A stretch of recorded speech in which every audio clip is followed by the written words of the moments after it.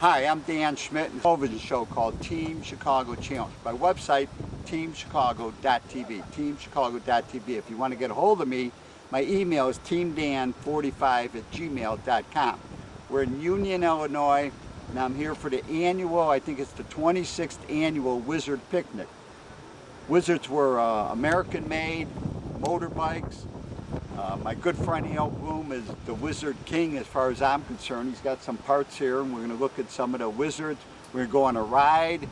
So it's going to be a pretty great show right here in Union, Illinois. And don't forget my email, teamdan45@gmail.com, and let me know what you think of this production. Al Bloom and I have been friends for 50 years. As we look at some of the parts that he has brought, he refurbishes Whizzer parts. We're looking at 3 sets of front forks, Cavalier forks from a Schwinn that he reconditions.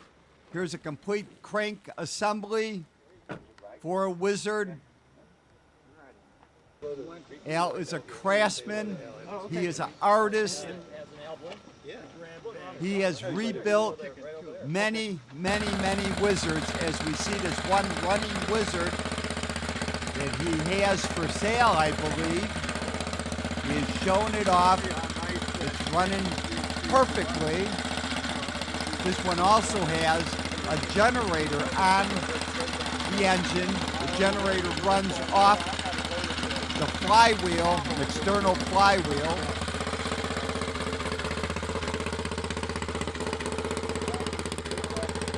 Very lovely.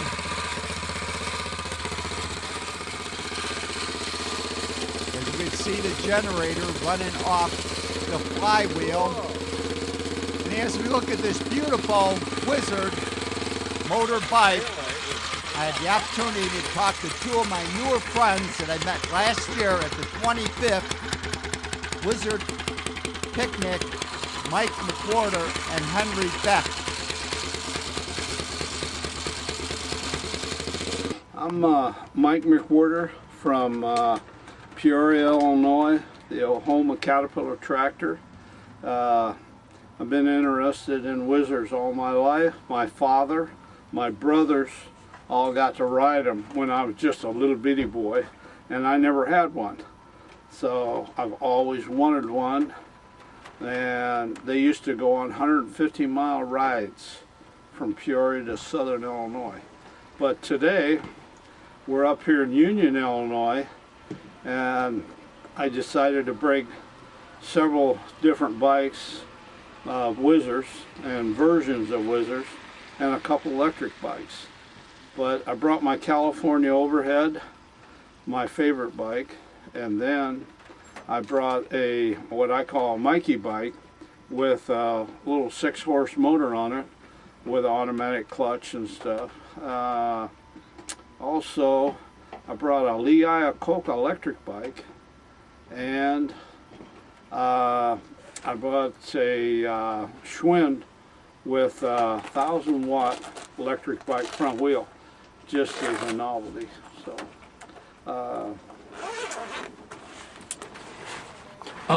my name is Henry Beck. I'm from southern Indiana, down on the river, and I got interested in motorbikes. My brother-in-law bought one. He bought me the motor, and I picked strawberries and bought a bicycle to put it on. And from then, I rode that thing to work, to bale hay and do all different kinds of things. And I threw a rod in it one day. I forgot to check the oil like a kid, and I ended up have to go to Louisville, Kentucky to buy a new roller bearing crankshaft. And I rode that thing all over, and I have now an overhead valve, and it is really a nice Whizzer. I've been on some 200-mile rides with it, and it's really good. I have the big seat on it so that your butt don't get too tired while you're riding, So I've really enjoyed my Whizzer. Thank you. Okay, so you guys both mentioned overhead Valves. valve engines. So the original Whizzer was a side valve, which means that the flathead engine, yes, and the overhead valve generally is a better design, better flame front is created, and generally they are better running engines. Yeah, they have, your overhead has more horsepower, and actually they start a little bit better. I think it almost doubles your RPMs. That's why you need a roller bearing crankshaft in them, and they triple your horsepower. Some people say more than triples. They start out with 3 horsepower, so you got 9 horsepower, maybe 12. You know, some people say 10, 11, 12. I really don't know, but I know mine's got plenty of power. I've had it up to 55 out on the road, but on the roller road, I've had it up to 70.9 miles an hour. So that's pretty daggone fast, sitting still. So you got good enough brakes to go that fast? Yes, I've got I have 2 5-inch brakes on the on my Whizzer. I have one in the back and one in the front, so I've got pretty good brakes on it. Okay, now your overhead valve. Now, do you do your own work? I mean, have you built these engines? Have you had them apart? I've never built an engine. Mine's called a California overhead, and it's built specially by one guy in California, Fred Conk. And in fact, I just purchased one. He's sending me a new one. Of the bottom end, the roller crank part of it is the old engine, and his new top end, his overhead, is what I have coming. And it's completely polished. It's got a little cam in it to make it a little extra. So I purchased it a month or so ago, and it's on its way here to build me a new one. So you're going to build a whole new bike? I'm going to build a whole new bike. I already had the bike powder coated and ready to go. It's a Schwinn cantilevered frame, an old bike, and I have the wheels, brakes, front and rear, all the Whizzer stuff, Whizzer tank. It's going to be a nice looking bike, but it'll be a rider too, not just a show bike, because I ride them. I ride them all, and so that'll be my next project, and then I'll take my old one, I'm going to ship it to him, and have him completely go through it and polish the outside of it, just like the new one's coming. So I'll have a couple Whizzer, an old one, and the new version, and an old version. So basically, they used a American-made frame, Schwinn frame. Was Schwinn probably the most popular? They were. Yeah, they were made originally with Schwinn frames, a lot of them, before Whizzer started making their own frames. And they got into the Sportsmans and all the other different models, 20-inch, 24-inch, and different ones. But most of them were a Schwinn frame from the Schwinn Manufacturing Company. So, and that's what everybody likes, like the Black Phantoms and the different Schwinn designs of the 40s and 50s type thing. And that seems to be the most popular ones. And then they started, Whizzers made all these Sportsmans and Ambassadors, and really, but they didn't make that many of them. And they made a few kickstarts. They made a lot of different Sportsman, things. So, Sportsman had the kickstart. Yeah, they were a little 20-inch. 20-inch kickstart Sportsman. They were real popular, even though they were a small motorbike. They were very popular. Yeah. When I was a kid, I had a kit that you bought, a kit and put on your bike. And my first bike was an American Flyer, which was made by Schwinn. It had the knee action front end, but it had the American Flyer tag on it. And it was a 26-inch. The only trouble I ever had with that was my back belt kept wanting to roll on me. And of course, when you're young, you don't realize that you got to keep them in line. And that, when I become an adult, I found out what my problem was. I don't have that problem anymore. All right, so Schwinn bicycle, the older frames from the 40s and 50s, are they still easy to find? I mean, they're getting harder and harder to find. Yeah, yeah. But there was a lot of them out there. Especially the fenders are getting, I think they're repoing the fenders on them now. But you can still find the originals, you know. A lot of them still got the original colors on them. Well, the Schwinn factory, I should point this out to you guys, was on Costner Avenue in Chicago. And when I was Coffee Dan, driving a coffee truck in high school. This when I was junior and senior in high school. I was driving a coffee truck. I used to go by the Schwinn plant, and once in a while I used to stop there at like 8 o'clock, but I had other stops too, but it wasn't like a regular stop. But the Schwinn factory had 8 or 9 buildings right there on North Avenue and Cost. It was a major company in Chicago. Yeah, never been there, but I've heard of the place, yeah. I've seen pictures of it, and their assembly line where they had all the cylinders and they bored them out, and I've seen pictures, but I've never been past that place. Yeah. Okay, so let's go a little bit on the history on the Whizzer. Wasn't that originally made in California, and then it moved to Pontiac? Is that the name of that I'm trying to think of the name of the company, and it merged and changed and stuff. I thought it started with a B. In fact, I thought the new owner was his grandfather was the original owner. right? What is his? Ken. I thought he'd be here because he lives up in north in Michigan. Goldman. Goldman, yeah. Right. Kenny He Goldman. He was at the picnic last year. Right. Yes. Right, and he's usually here. And maybe Somebody said he was going to come. Yeah, he's usually here. So how long have you guys been involved with this club? If last year was the 25th picnic, how many years have you guys been I've involved? only been here about 5 years now. I know he's been here a lot more. I'm kind of a newcomer on this picnic, but I've been going up to Portland, Indiana for 23 years, I think, or something like that. A long time, yeah. And they have a big group up there? Oh gosh, yes. It's the biggest one in the world. That's what they say. It's the biggest motorbike and scooter meet in the world. In Portland, Indiana? Portland, Indiana, yes. Oh, And really? it keeps getting bigger and bigger every year. So where's Portland at? It's northeast of Indianapolis, Okay. and they have a tremendous fairgrounds. They're really big. I'd say they probably got 150 acres, and it keeps growing and growing and building new buildings. Man, it's unreal how big that place has got. Because I remember the first time I went there, I was over by the horse racetrack, and now I'm way away from there. I mean, it's just grown, I guess. So the huge swap meet and...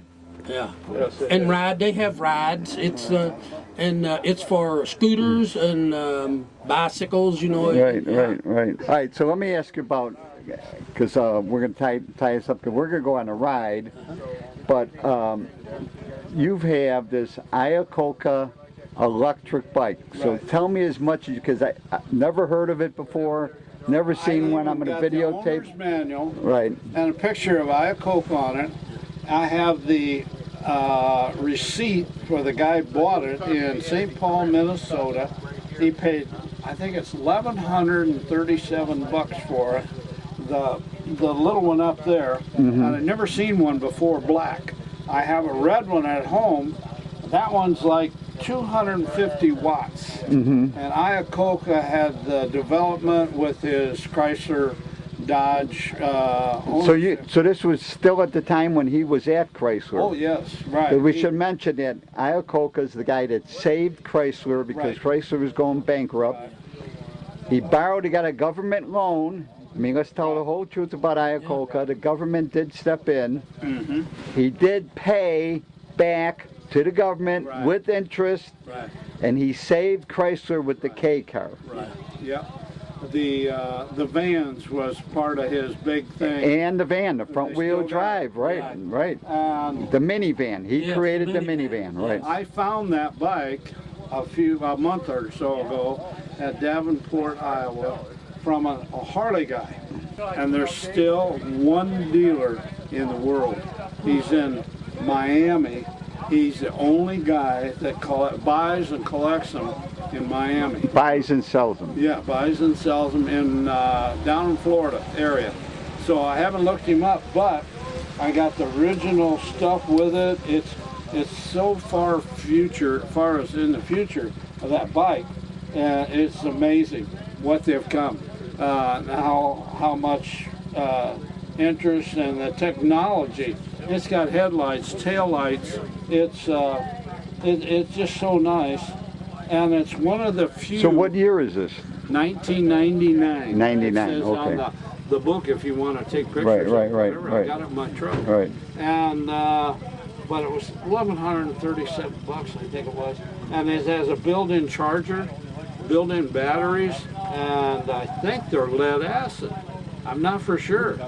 My other one was lead acid. I have one at home that's a 350, but they're really getting so popular, the electric bikes. Most of them are mid-drive. That one's not. It's rear wheel, or it's hub drive, and so many of them have the motor down in the pedal cranks. In Europe, that's the only thing allowed. Millions of them sold in Europe that are all mid-drive, and they work. You got to put pressure on the pedals to get them to work. So I buy my own. They're called Outlaws, you know, my other bikes, but that one is the original deal. Long before, that's the first ones I ever heard of. Right. Was back in the 80s and 90s. I didn't even know they made them back then. Yeah. Right. So he was way an ahead. innovator. Yeah. Way ahead of his time. Yeah. Right, Yeah, right. he really was. His wife fell, got hurt. Thank you, Mike and Henry. And now we spot this custom Whizzer. It looks more like a board track racer, and another custom Whizzer that looks like an Indian motorcycle, a vintage Indian motorcycle with the valance fenders, but still it's got a Whizzer power plant and it's got pedals like a bicycle. So this is really a beautiful Whizzer motorbike. This one here looks like a board track racer, and I had a chance to talk to the builder of these custom Whizzer, Jay Graham. Yeah, okay, I'm Jay Graham from Racine, Wisconsin, and we came out today to the Whizzer show, and I brought a couple bikes with me today, and this is one of them that I kind of built up, and I got another one down over there, and just kind of. So you build these from scratch? What kind of frames are you using? I build whatever I got laying around. I got a lot of parts, and I just kind of build stuff, and I put this on and build that, and whatever it takes. So you really captured the Indian look here. On this one I did, absolutely. Even down to even if you look at the Indian head, I even made the lens. I even made that. Oh, really? Yeah, I had a clay mold, and my guy shrunk it for me. And, yeah, I try to keep the details on them. You know? Right. Yeah. So I try to make them not so they ain't look the same. You know what I mean? So I got another one that I'm building with a stick shift and a shifter clutch, and trying to make it really look old school. You know what I mean? Right. Like Got a real tank, big like a stretch. tank ship. I got a big motorcycle stretch tank that I did, and I didn't bring that. We didn't have room to bring them all today, but I just thought we'd bring a couple with us. So you sell these then, or More you of a just build hobby. them for Yeah, yourself? it's more of a hobby, just kind of thing, you know, build them up and try to show them off a little bit once in a So you while. do the engine work yourself, and On this one, I just rebuilt this one, yeah. right. So yeah, it's pretty fun. So the front fork, is that your design, or is that from a? That's a Columbia front end, but it's custom. You know, I added all truss bars, and actually these hold the wires for the horn. Which the horn is actually an old hair dryer, off a chrome hair dryer. I try to take parts off of different things. You know what I mean, like that. Right. Switch them around and stuff. So you know what I mean, just to do something different and unique that other people don't see. You know, because when you look at the other bikes that are here, they don't really look nothing like mine. Right. But they are Whizzers, and they all have stuff in common, so I think it's kind of cool, you know what I mean? Thank you, Jay. You have created some beautiful Whizzer motorbikes. And now we're looking at Reg Williams' table. Reg and his wife were some of the original members of this Whizzer club, and his wife works to put out the newsletter for the Whizzer Club. This drawing here represents some kids in the neighborhood riding a Whizzer, a mini bike, a scooter from the late 50s and early 60s. And then the rain came. And under the shelter, I had the opportunity to talk to Marshall Goldman, one of the sons of Martin Goldman, who was the partner that moved Whizzer to Pontiac and made it a great company. I am I'm Marshall Goldman. Started with Whizzer when I was 13 years old. Let me introduce my family, please. My daughter Kathy, down in the black. My wife Sandy. My nephew up there is Jim. His wife is Terry. My two nephews are here, and my sister-in-law Mary and Mark. And if you want to know, I started in Whizzer, and my dad was involved in it, and my brothers Jerry and Don were in it, and I started when I was 13. We moved to Michigan from California to work in the plant. So did you start in California working there, or no? You bought the company? My dad was the attorney for the company. It was called Breen Taylor, and they started Whizzer in 1939. They weren't satisfied with the sales. Some people from Michigan approached the company and my dad and wanted to buy it, and so they moved the company to Michigan in Pontiac, and that's where it started on 350 South Sanford Street in Pontiac, Michigan. And I worked there. We moved to Michigan after several years of my dad commuting back and forth. We moved to Michigan, and the first year I went to work in the plant, and I was too young to work on the assembly line, so they put me into starting at the bottom, which was the toilets. And I cleaned the toilets for the first year. I also worked in shipping parts and packaging them for the dealers, and then we would mail them out to the various dealers all over the country.